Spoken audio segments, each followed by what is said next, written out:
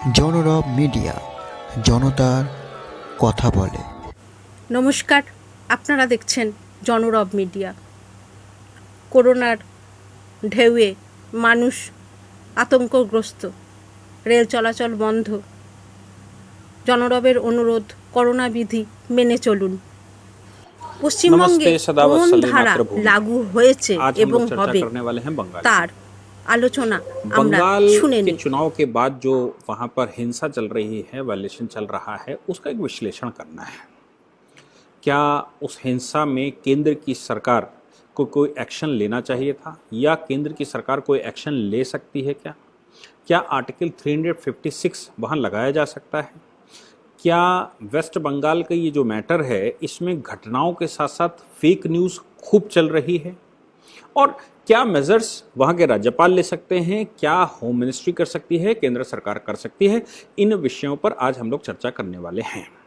उससे पहले मैं आपको एक बात और बता दूं कि पीछे मैंने जो यूएस के आईपीआर को लेकर, जिसमें मैंने कहा था कि हमारे देश की जो सॉफ्टवेयर इंडस्ट्री है, वो सॉफ्टवेयर इंडस्ट्री पूरी की पूरी यूएस ने कटघरे में खड़े करके रखी, क्योंकि हम उनके प्लेटफॉर्म इस्तेमाल करने वाले हैं। लोगों ने कहा, बहुत सारे लोगों ने फ़ोन करके कहा, और हमारे एक साथी दीपेंद्र शुक्ला जी ने तो यहाँ तक कह दिया कि सर, हिंदुस्तान में जो भी हम सॉफ्टवेयर बनाते हैं, जो कुछ भी करते हैं, उसका भारत में कॉपीराइट लेना चाहिए, और भारत में कॉपीराइट लेते हैं तो हम इसमें बच सकते हैं। उन्होंने बड़ा अच्छा प्रश्न रखा, उसका क्लैरिफिकेशन मुझे लगता है देने की ज़रूरत है। यूएस गवर्नमेंट यही कह रही है, उनका यही इशू ही है कि वो ये कह रहे हैं कि जो हिंदुस्तान का कॉपीराइट लॉ है या हिंदुस्तान में जो इंटेलेक्चुअल प्रॉपर्टी राइट की विधियां हैं, उन विधियों को दोबारा रिव्यू करने की आवश्यकता है, क्योंकि यूएस के जो कॉपीराइट्स हैं उनका वायलेशन करके यहाँ रजिस्ट्रेशन चल रहे हैं। कैसे? उनका मानना यह है कि जो ओपन सोर्स हमारा है, यानी कि हमारे ओपन सोर्स का इस्तेमाल करते हुए, हमारे ओपन सोर्स टूल का इस्तेमाल करते हुए आप यहाँ कोई डेवलपमेंट कर रहे हैं, आपने कोई एप्लीकेशन बनाई है, तो आपकी उस एप्लीकेशन में आपको कॉपीराइट लेने का अधिकार कहाँ था और किसने दे दिया? जब आपने ओपन सोर्स टूल मेरा इस्तेमाल किया है, तो मेरे टूल का इस्तेमाल करते हुए आप कैसे कॉपीराइट ले सकते हैं? उस टूल का कॉपीराइट ऑलरेडी हमने यूएस में ले रखा है, हमने भले ही ओपन सोर्स छोड़कर रखा था।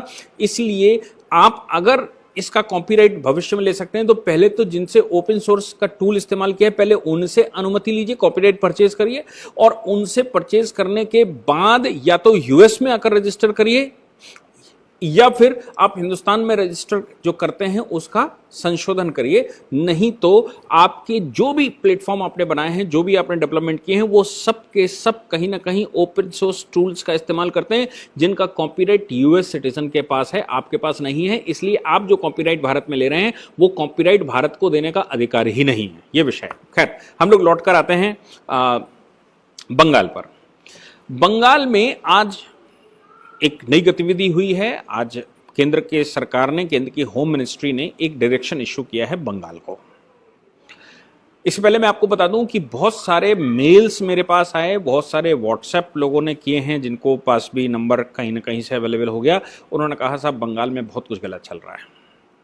ममता बनर्जी को माननीय राज्यपाल जी ने उस समय शपथ दिलवाने के बाद भी इंडिकेट किया था, उनका भी जवाब हमको सुनना चाहिए, उसके बाद हम एनालिसिस करेंगे। वो उनका कहना यह है कि ये जो न्यूज़ें वायलेंस की हो रही हैं, कुछ तो वायलेंस है, और बहुत बड़ी संख्या में पुराने वीडियोस को बार बार पुराने वीडियो जो पिछले 10 साल की हिंसा हैं या और पुरानी हिंसाएं हैं, जिनका क्लिप्स हैं, वो वायरल किए जा रहे हैं सोशल मीडिया पर, और ये जताने की कोशिश की जा रही है कि बंगाल बिल्कुल जल रहा है।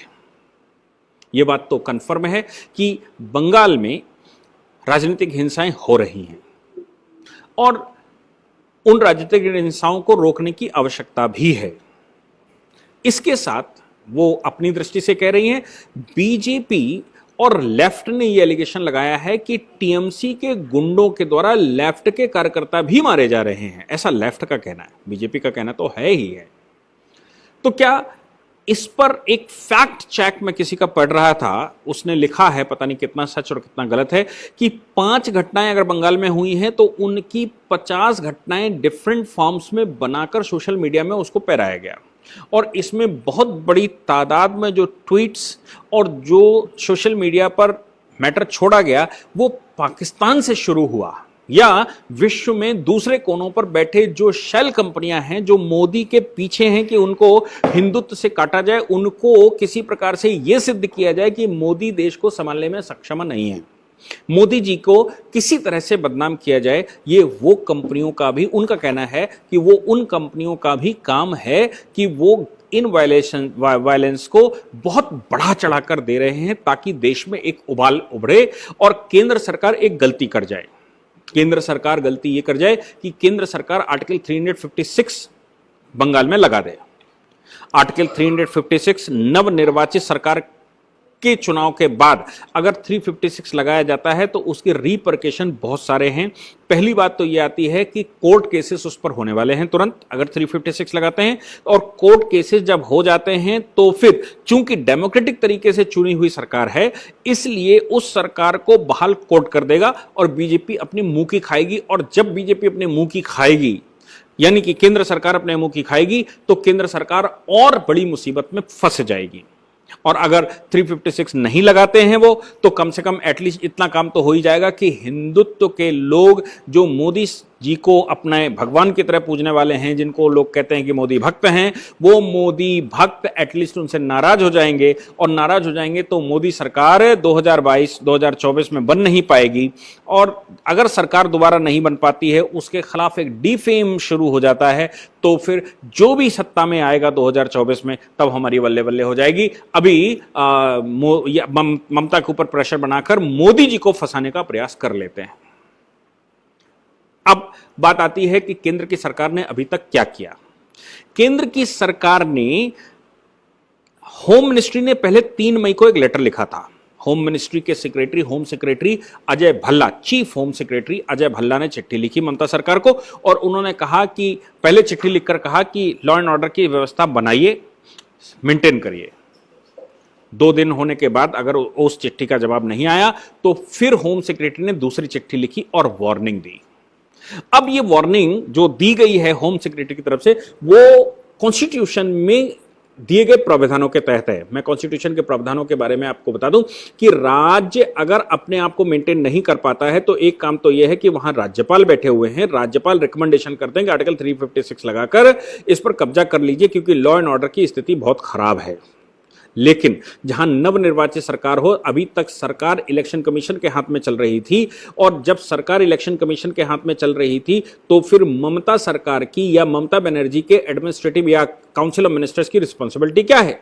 और अब चूंकि ममता बनर्जी ने दोबारा शपथ ली है, तो शपथ लेने के 1 दिन के अंदर ही आप ये कैसे कह सकते हैं कि यहां 356 लगा दीजिए।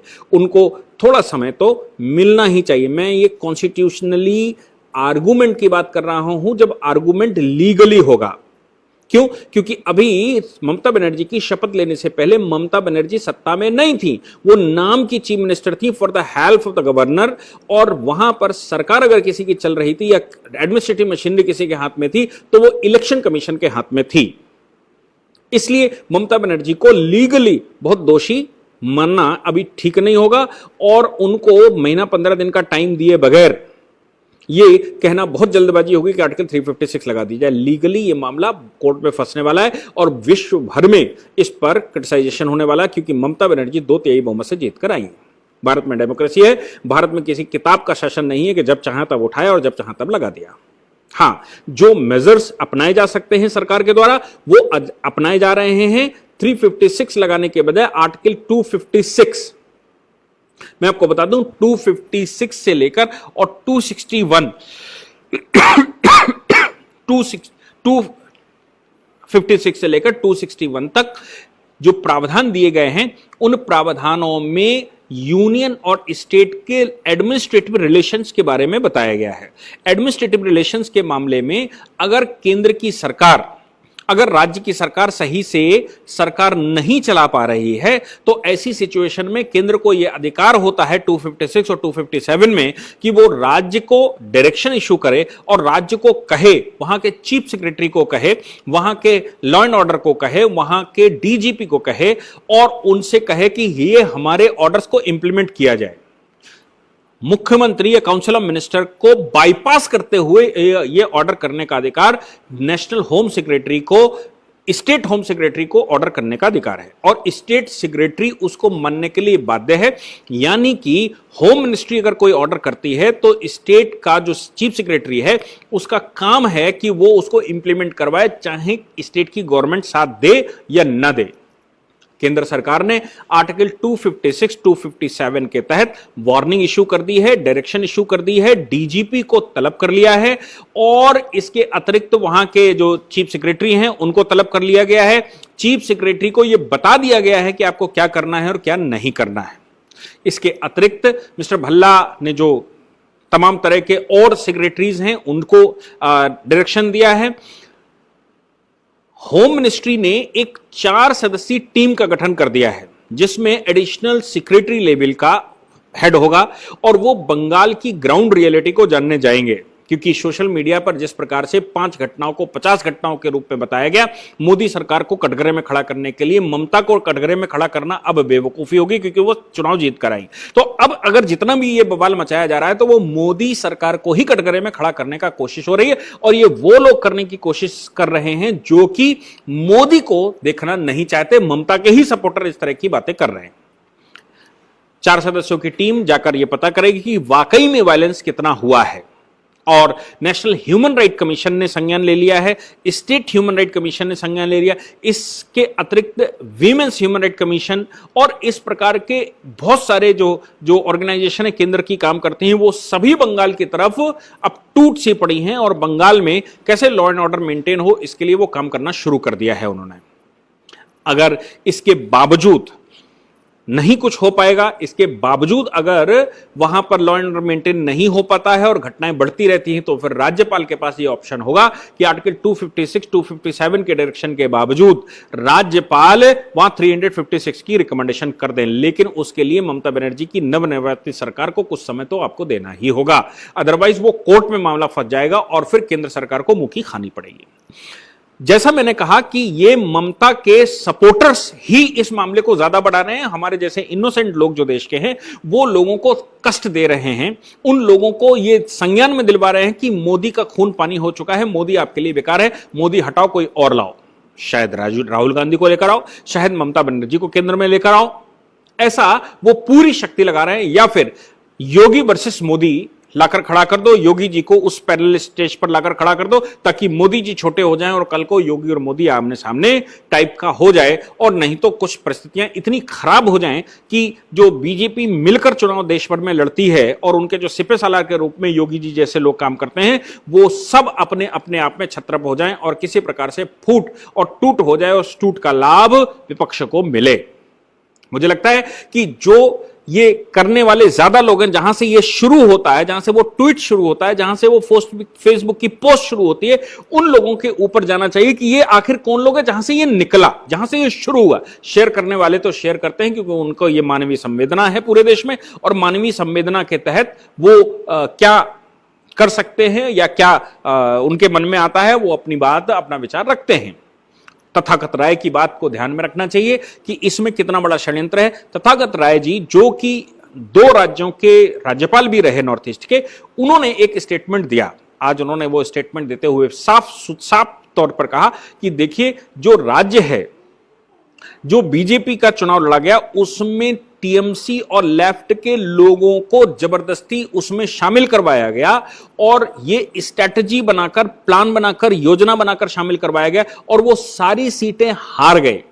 बीजेपी के लिए, बीजेपी का जो ओरिजिनल कार्यकर्ता है उसने तो ये कहकर तसल्ली कर ली कि देखो जो माइग्रेटेड आए थे वो सब हार गए और जो ओरिजिनल कार्यकर्ता था वो जीत गया। तथागत राय जी का कहना है कि जो माइग्रेटेड आए थे ये हारने के लिए ही आए थे, यानी कि चुनाव में जब टीएमसी के कार्यकर्ता दोनों साइड से लड़ रहे थे, भले ही बीजेपी के वोट टिकट पर लड़ रहे थे, तो भी वो टीएमसी को वोट देने के लिए लड़ रहे थे।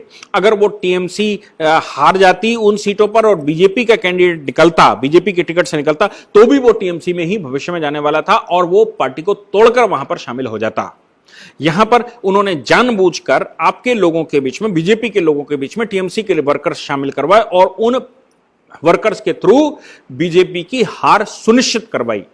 इस तरह की राजनीति देश में शायद पहली बार अभी हमको देखने को मिली है। लेकिन याद रखिएगा 256 का जब संज्ञान केंद्र सरकार ने ले लिया है, और ये कठोर वार्निंग होती है, 256 257 की वार्निंग कोई सामान्य वार्निंग नहीं होती, 356 से जस्ट पहले की स्टेज होती है, और ग्राउंड रियलिटी पर काम की जो रिपोर्टिंग मांगी जाती है वो रिपोर्टिंग होती है। ये सोशल मीडिया और फेक न्यूज को डिसेमिनेट करने के लिए उसको काटने के लिए होती है कि इसमें कितनी सच्चाई है। अगर मैं आपको बोलूं कि वाकई में जो कार्यकर्ता बंगाल में जिनके ऊपर हमले हुए हैं, उनके घर जेपी नड्डा जी जा रहे हैं या गए हैं, तो आप कैलकुलेट कर लीजिए कि कितने लोगों के घर पर बीजेपी के स्टेट लेवल के कार्यकर्ता और सेंट्रल का जो केंद्रीय अध्यक्ष हैं वो कितने लोगों के घर में गए। जितने लोगों के घर वो गए हैं उतने ही कार्यकर्ताओं के ऊपर वायलेंस हुआ। बाकी की ये सब हवा सोशल मीडिया पर चलाई जा रही है, ऐसा ममता बनर्जी का भी कहना है।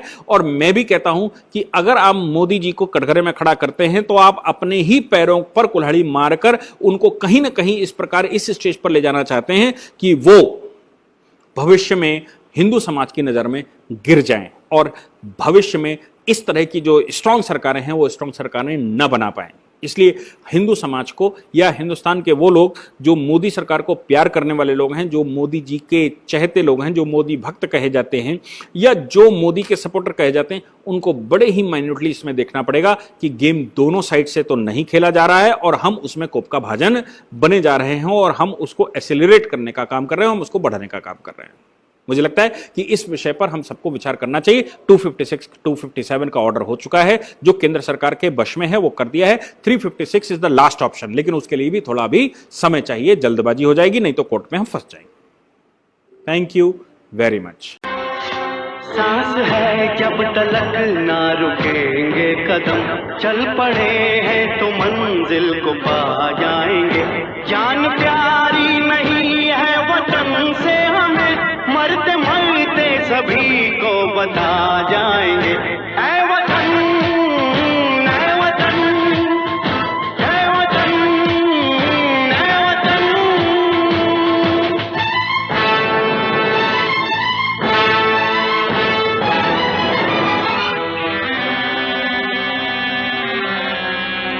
वो जवानी जो खून को जलाती नहीं, वो वतन के लिए रंग लाती नहीं।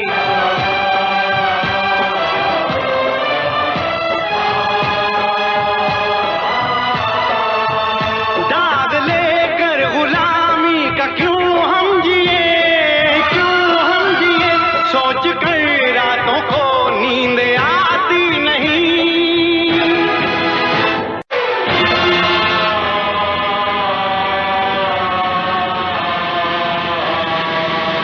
हमने तय कर लिया, हमने ले ली कसम, खून से अपने सींचेंगे अपना चमन। हमने तय कर लिया, हमने। পৃথিবী আবার সুন্দর হয়ে উঠবে এটাই প্রার্থনা। ভালো থাকুন, ভালো রাখুন, ভালো ভাবুন, এটাই পশ্চিমবঙ্গবাসীদের কাছে কামনা।